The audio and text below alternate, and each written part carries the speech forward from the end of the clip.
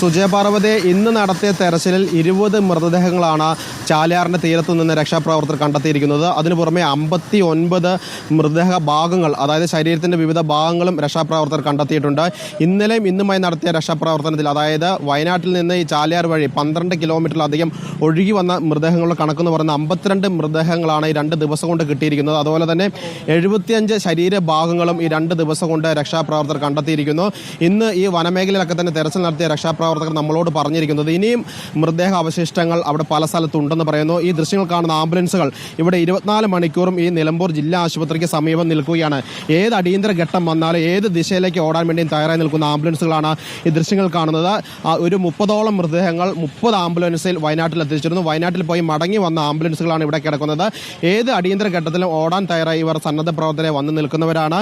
ഈ 100 കണക്കിന് സന്നദ്ധ പ്രവർത്തകരാണ് ചാലിയാറിൽ ഇറങ്ങി. അതായത് ഈ ചാലിയാർ എന്ന് പറയുന്നത് വയനാട്ടിൽ നിന്ന് വനത്തിലൂടെ ഒഴുകി വരുന്ന പുഴയാണ്. ആ ചാലിയാർ മുറിച്ച് കടക്കുക അതിസാഹസികമാണ്.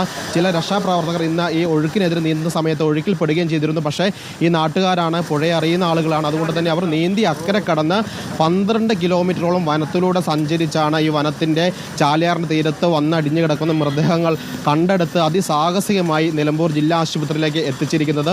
ഓരോ 15 മിനിറ്റ് കൂടുമ്പോഴും ഓരോ ആംബുലൻസ് നിലമ്പൂർ ജില്ലാ ആശുപത്രിയിലേക്ക് വരുന്ന കാഴ്ചകളായിരുന്നു ഇവിടെ കാണുന്നത്. അതായത് ഈ വനത്തിൻ്റെ ഉള്ളിലായതുകൊണ്ട് തന്നെ ആംബുലൻസിന് സ്ട്രക്ചർ അവർക്ക് കൊണ്ടുപോകാൻ കഴിയില്ല. അതുകൊണ്ട് തന്നെ ഉടുതുണിയിൽ വരെ മൃതദേഹങ്ങൾ പൊതിഞ്ഞു കൊണ്ടുവരുന്ന ദാരുണമായ കാഴ്ചകൾ നമ്മൾ ഇന്ന് കണ്ടു. അങ്ങനെ വനമേഖലയിൽ അതിസാഹസ്യമായി വലിയ മഴയുണ്ടായിരുന്നു, മഞ്ഞുണ്ടായിരുന്നു, കാട്ടാന ശല്യമുണ്ടായിരുന്നു.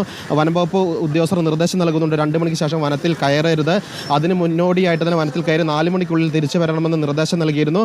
അങ്ങനെ പല വെല്ലുവിളികൾ നിറഞ്ഞ സാഹചര്യത്തിലാണ് നാട്ടുകാരുടെ നേതൃത്വത്തിൽ NDRF ഒരു വശത്തുണ്ട്, ഫയർഫോഴ്സും പോലീസുമുണ്ട്. പക്ഷേ ഈ നിലമ്പൂരിലെ നാട്ടുകാരാണ്, സാധാരണക്കാരായ മനുഷ്യരാണ് ഈ ചാലിയാർ നീന്തിക്കടന്ന് ഈ അപകടം നടന്ന ചൂരൽമലയുടെ താഴെ വരെ എത്തിയെന്നാണ് രക്ഷാപ്രവർത്തകർ പറഞ്ഞത്. അതായത് വനത്തിലൂടെ നടന്ന് ഈ അപകടം നടന്നതിൻ്റെ താഴെ വരെ എത്തി മൃതദേഹങ്ങൾ ഇവിടേക്ക് എത്തിക്കുകയാണ് ചെയ്തത്. ഇനിയും കൂടുതൽ മൃതദേഹങ്ങൾ അവിടെ ഉണ്ട് എന്ന് പറയുന്നു. അതായത് ഈ വലിയ ഉരുൾപൊട്ടലിൽ അവിടെ നിന്ന് ഒഴുകി താഴോട്ട് വന്ന മൃതദേഹങ്ങൾ ഈ കല്ലിലും മറ്റും തട്ടി പല ഭാഗങ്ങളായി ശരീരഭാഗങ്ങൾ വേർപെട്ട് പോയിട്ടുണ്ട്. അങ്ങനെ ഓരോ ശരീരഭാഗങ്ങൾ കണ്ടെത്തിക്കൊണ്ട് ഇവിടെ എത്തുകയാണ്. അതാണ് മൃതദേഹങ്ങളെക്കാൾ കൂടുതൽ ശരീരഭാഗങ്ങൾ ലഭിച്ചിരിക്കുന്നത്. ഇനി അത് തിരിച്ചറിയണമെങ്കിൽ DNA പരിശോധന നടത്തണം. അതുകൊണ്ടായിരുന്നു ബന്ധുക്കൾ പറഞ്ഞത് മൃതദേഹം വയനാട്ടിൽ എത്തിക്കണമെന്ന്. അങ്ങനെയാണ് സർക്കാർ ഇന്ന് തന്നെ പോസ്റ്റ്മോർട്ടം കഴിഞ്ഞ മൃതദേഹങ്ങളൊക്കെ തന്നെ വയനാട്ടിലേക്ക് എത്തിച്ചുകൊണ്ടിരിക്കുന്നത്. അവിടെ എത്തി ബന്ധുക്കൾ ഈ മൃതദേഹങ്ങൾ തിരിച്ചറിയുന്നു എന്നൊരു കാര്യം കൂടിയുണ്ട്. പക്ഷേ ഈ ശരീരഭാഗങ്ങൾ തിരിച്ചറിയണമെങ്കിൽ എന്തായാലും DNA പരിശോധന കൂടിയേ തീരും. അതുകൊണ്ട് DNA സാമ്പിളുകൾ കൂടി ഈ പോസ്റ്റ്മോർട്ടത്തിൻ്റെ സമയത്ത് എടുക്കുന്നുണ്ട്. നാളെ രാവിലെ 7 മണിക്ക് വീണ്ടും തിരച്ചിൽ പുനരാരംഭിക്കാനാണ് നിലമ്പൂരിലെ DNA സാമ്പിളിംഗ്. അതുപോലെ തന്നെ ഈ ബന്ധുക്കൾ ഇപ്പോൾ മേപ്പാടിയിൽ വന്ന് കാത്തു നിൽക്കുന്നുണ്ട്. ഒരു കുടുംബത്തിലെ തന്നെ പല ആളുകളെ പല സമയത്തായിട്ടാണ് കണ്ടുകിട്ടുന്നത്. പലയിടത്തേക്കാണ് ഈ മൃതദേഹം പോയിരിക്കുന്നത്.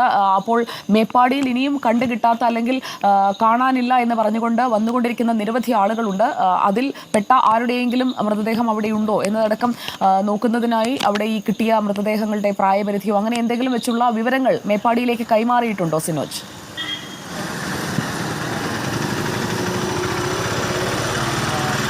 സുജയ പറഞ്ഞ നിലവിൽ ജില്ലാ ഭരണകൂടം പറഞ്ഞിരിക്കുന്നത് വയനാട്ടിൽ നിന്ന് ആരും ഇവിടേക്ക് വരേണ്ടതില്ല. മൃതദേഹം ഇവിടെ ലഭിച്ചു കഴിഞ്ഞാൽ പോസ്റ്റ്മോർട്ടം നടത്തി, ഇൻക്വസ്റ്റ് നടത്തി, പോസ്റ്റ്മോർട്ടം നടത്തി എത്രയും വേഗം ഫ്രീസർ സൗകര്യമുള്ള ആംബുലൻസിൽ വയനാട് മേപ്പാടിലേക്ക് എത്തിക്കും. അവിടെ ഉറ്റവർക്ക് മൃതദേഹം കണ്ടെത്തി തിരിച്ചറിയാനുള്ള സൗകര്യം ഉണ്ടായിരിക്കുമെന്ന് പറയുന്നു. കാരണം 83 കിലോമീറ്റർ ഉണ്ട് മേപ്പാടിൽ നിന്ന് നിലമ്പൂരിലേക്ക്. അവിടെ നിന്ന് ഇവിടേക്ക് എത്തുക ഈ വേദനിക്കുന്ന സമയത്ത് അവർക്ക് ബുദ്ധിമുട്ടാണ്. അതുകൊണ്ടാണ് മൃതദേഹം അവിടെ എത്തിച്ച് നൽകുന്നത്.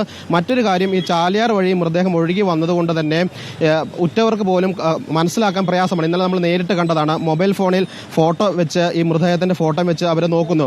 അതായത് പ്രിയപ്പെട്ടവർക്ക് പോലും ഈ കാണാതായ ആളുടെ ഏറ്റവും അടുത്ത കുടുംബാംഗങ്ങൾക്ക് പോലും തിരിച്ചറിയാൻ കഴിയാത്ത രീതിയിൽ മൃതദേഹം മാറിയിരിക്കുന്നു. ഇന്നലെ ആണെങ്കിൽ ഒരു മൃതദേഹം അമ്മാവനും അടുത്തുള്ള ബന്ധുക്കളൊക്കെ തന്നെ തിരിച്ചറിഞ്ഞു. പക്ഷേ ഭാര്യ തമിഴ്നാട്ടിൽ നിന്ന് വന്ന സമയത്ത് പറഞ്ഞു ഇത് എൻ്റെ ഭർത്താവല്ലെന്ന് പറഞ്ഞു. അങ്ങനെ പോലീസ് പോലും അത് സ്ഥിരീകരിച്ച മൃതദേഹമാണെന്ന് പറഞ്ഞിട്ട് രാത്രി പിന്നീട് തിരുത്തേണ്ട സാഹചര്യം വന്നു. അതൊക്കെ തന്നെ പരിഗണിച്ചുകൊണ്ടാണ് മൃതദേഹം വയനാട്ടിലെത്തിച്ച് പോലീസ് നൽകുന്ന നിർദ്ദേശം പരമാവധി അടുത്ത ബന്ധുക്കളെത്തി മൃതദേഹം തിരിച്ചറിയണമെന്നാണ് പറയുന്നത്. അതുകൊണ്ട് പരമാവധി ആളുകളെ എത്തിച്ച് മൃതദേഹം തിരിച്ചറിയാനുള്ള ശ്രമം പോലീസ് നടത്തുന്നു. ഏതെങ്കിലും തരത്തിൽ സംശയമുണ്ടെങ്കിൽ DNA പരിശോധനയ്ക്ക് പോകേണ്ടി വരും. അതുകൊണ്ടാണ് എല്ലാ മൃതദേഹത്തിൽ നിന്നും DNA സാമ്പിൾ ശേഖരിക്കുന്നത്. അങ്ങനെ DNA സാമ്പിൾ ശേഖരിച്ചു വയ്ക്കും. ഒപ്പം തന്നെ കുറച്ച് ദിവസം കഴിഞ്ഞ് കഴിഞ്ഞാൽ കാണാതായ ആളുകളെ കണ്ടെത്തണമെങ്കിൽ ഈ കാണാതായെന്ന് പരാതി പറയുന്ന കുടുംബാംഗങ്ങളുടെ DNA കൂടെ ശേഖരിച്ച് ഈ മൃതദേഹത്തിൽ നിന്ന് ശേഖരിച്ച DNA ക്രോസ് ചെക്ക് ചെയ്തായിരിക്കും മൃതദേഹം തിരിച്ചറിയുക. അത് ശ്രമകരമായ ജോലിയാണ്. പക്ഷേ അതൊക്കെ തന്നെ പഴുതടച്ചുകൊണ്ടാണ് ആരോഗ്യവകുപ്പ് ഇപ്പോൾ ചെയ്തുകൊണ്ടിരിക്കുന്നത്. അതിനുവേണ്ടിയുള്ള എല്ലാ സജ്ജീകരണങ്ങളും നിലമ്പൂർ ജില്ലാ ആശുപത്രിയിൽ സ്വീകരിച്ചിട്ടുണ്ട്. ഇവിടെ ഫ്രീസർ സൗകര്യമൊക്കെ തന്നെ ഒരുക്കിയിട്ടുണ്ട്. സന്നദ്ധ പ്രവർത്തകർ നമ്മൾ എടുത്തു വിവരങ്ങളുമായി നമുക്കൊപ്പം ചേർന്നത് സിനോജ് സൂചിപ്പിച്ചതുപോലെ 200-ലധികം പേരെ കാണാതായിട്ടുണ്ട്. അതിൽ പലരുടെയും മൃതദേഹം ഇപ്പോൾ നിലമ്പൂരിൽ എത്തിയതിൽ ഉണ്ടാകാനുള്ള സാധ്യതയുണ്ട്. അതുകൊണ്ട് തന്നെ പക്ഷേ അവരെ തിരിച്ചറിയാൻ കഴിയാത്ത ഒരു സാഹചര്യം നിലനിൽക്കുന്നു എന്നത് ബുദ്ധിമുട്ടുണ്ടാക്കുന്നുണ്ട്. ഒപ്പം ശരീരഭാഗങ്ങളായാണ് പല മൃതദേഹങ്ങളും കിട്ടുന്നത്. അത് ഇന്നലെ മുതലുള്ള സങ്കട കാഴ്ചയുമാണ്. അതിനൊരു കൃത്യമായ ഉത്തരം നമുക്കിപ്പോൾ കൊടുക്കാനും കഴിയുന്നില്ല. പലരും വന്ന് ഉറ്റവരെ തേടി എത്തി മടങ്ങുന്ന കാഴ്ചയാണ് മേപ്പാടിയിൽ നമ്മൾ കണ്ടുകൊണ്ടിരിക്കുന്നത്.